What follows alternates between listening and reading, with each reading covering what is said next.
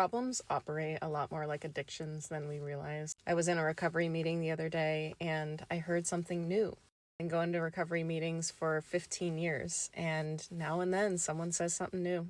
He said, when I stopped using drugs, I found that I would latch onto problems and make my identity all about those problems in the same way that I did with drugs. And I would become addicted to solving them. Problems provide containment and limitations to our nervous system, which feels good to us because we can look around that problem and feel like we can touch the walls. We can grapple with what the heck the problem is. This tends to make us feel safe. This is why difficult change is not usually the hugest problem you've ever seen in your life. It's more this feeling of openness and, whoa, where is everything? Who am I? In my experience, we hate that feeling a lot more than just dealing with a really hard problem. My experience in my own life and with a lot of the people that I spiritually guide is that we actually don't mind if our lives are worse. We just want to know that we're grappling with a problem. And often freedom looks like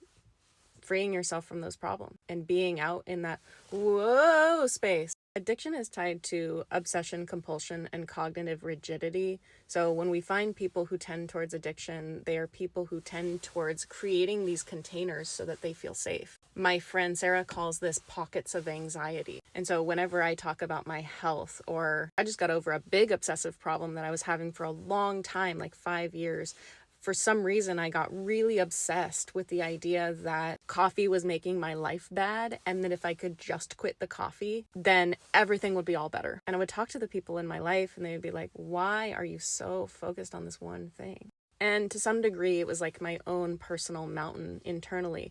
But guess what? I would always sabotage that process. And Sarah finally said to me, what is keeping you from just dedicating yourself to this, just doing it? And for me, it was the addiction to the problem. And when I got through that problem, when I changed my behavior, guess what I felt? Whoa, who am I? Who am I without this problem? And that's exactly how I felt with my addiction. Who am I without this problem? A lot of the time, our problems are really easy to solve. And when we get through them, through a combination of changing our behavior and having new spiritual insight, a lot of the time when you get on the other side of them, you're just like, what is my identity? Now what do I do with myself? And that's kind of where I am right now. I've been flailing around trying to figure out who I am.